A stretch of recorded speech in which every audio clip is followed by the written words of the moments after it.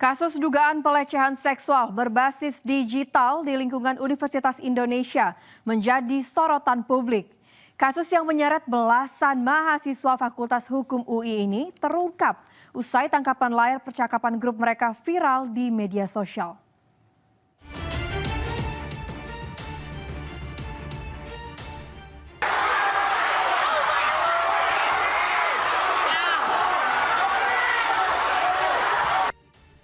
Kasus dugaan pelecehan seksual berbasis digital terjadi di lingkungan kampus Universitas Indonesia. Kasus ini mencuat setelah sejumlah tangkapan layar grup chat mahasiswa beredar luas dan menunjukkan adanya percakapan yang mengarah pada pelecehan verbal serta objektifikasi perempuan. Kasus ini pun menuai kecaman. Usai viral, BEM dan Dekanat Fakultas Hukum UI menggelar forum persidangan terbuka. Kehadiran para pelaku disambut sorakan hadirin sidang. Mereka menuntut ke-16 pelaku pelecehan dikeluarkan dari kampus. Sementara itu, pihak kampus hingga kini masih melakukan penyelidikan. Jika terbukti bersalah, para pelaku akan dikeluarkan dari kampus dan membuka peluang melanjutkan kasus ke polisi. Dari Depok, Jawa Barat, Iyung Rizky, iNews melaporkan. Waspada tindak pelecehan seksual di tempat umum. Di Depok, Jawa Barat, seorang pedagang tahu bulat ditangkap warga karena sengaja memperlihatkan kelamin ke pembelinya. Sementara di Padang, Sumatera Barat, seorang mahasiswi jadi korban begal payudara saat berjalan menuju kampus.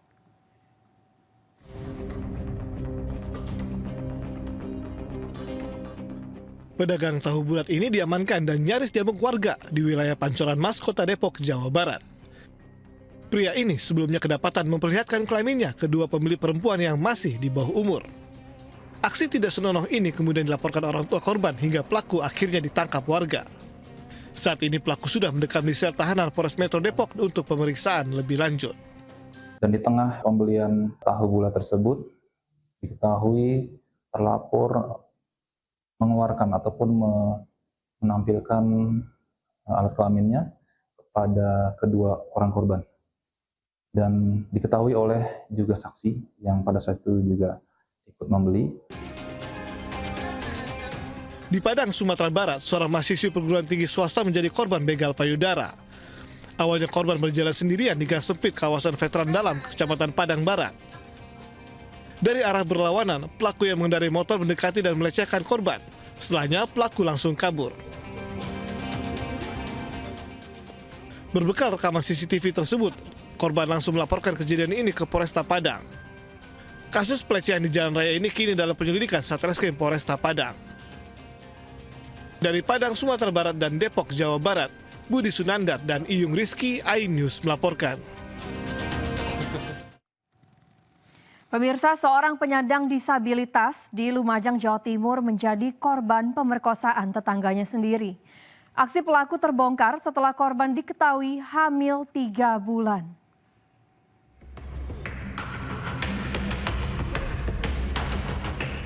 Sembari digendong keluarganya, IL 21 tahun, seorang penyandang disabilitas warga desa Kedaung, Lumajang, melaporkan kasus pemerkosaan yang dialaminya. Korban diperkosa tetangganya sebanyak 2 kali di rumahnya sendiri saat kondisi rumah kosong. Aksi pelaku terbongkar setelah korban hamil 3 bulan. Pelaku kabur setelah sempat memberikan uang sebesar Rp125.000 untuk biaya berobat korban.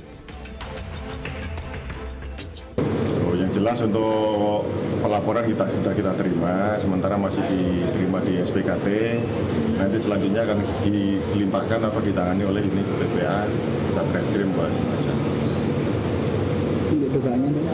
Untuk dugaan pertama adalah pemerkosaan. Ya, kita juga masih belum tahu juga, nanti kita dalami.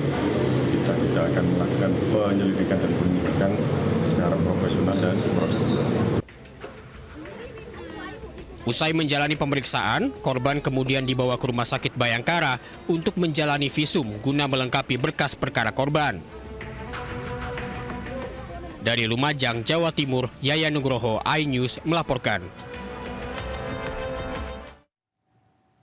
Subdit Resmo Polda Metro Jaya menggelar rekonstruksi kasus pembunuhan supir angkutan kota di Cilincing, Jakarta Utara.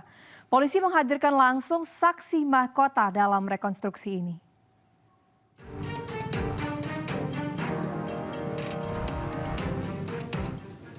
Demi keselamatan tersangka, rekonstruksi kasus pembunuhan supir angkutan kota di Cilincing, Jakarta Utara digelar di Polda Metro Jaya.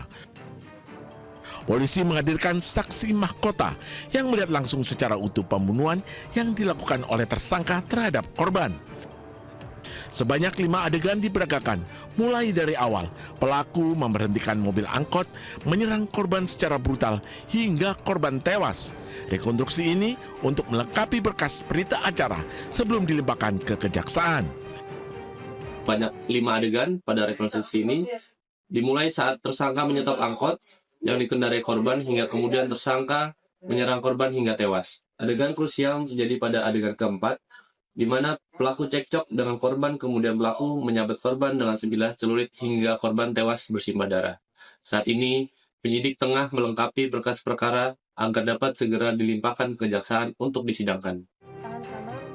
Dalam kasus ini, tersangka dijerat dengan pasal berlapis tentang pembunuhan dan penganiayaan berat dengan ancaman pidana 15 tahun penjara. Dari Jakarta, Rizky Falufi, iNews melaporkan. Kasus pengeroyokan yang melibatkan bocah berusia 16 tahun hingga kini masih terus bergulir. Pihak keluarga korban yang sempat mendatangi anggota DPR RI terus berharap akan adanya keadilan untuk sang anak.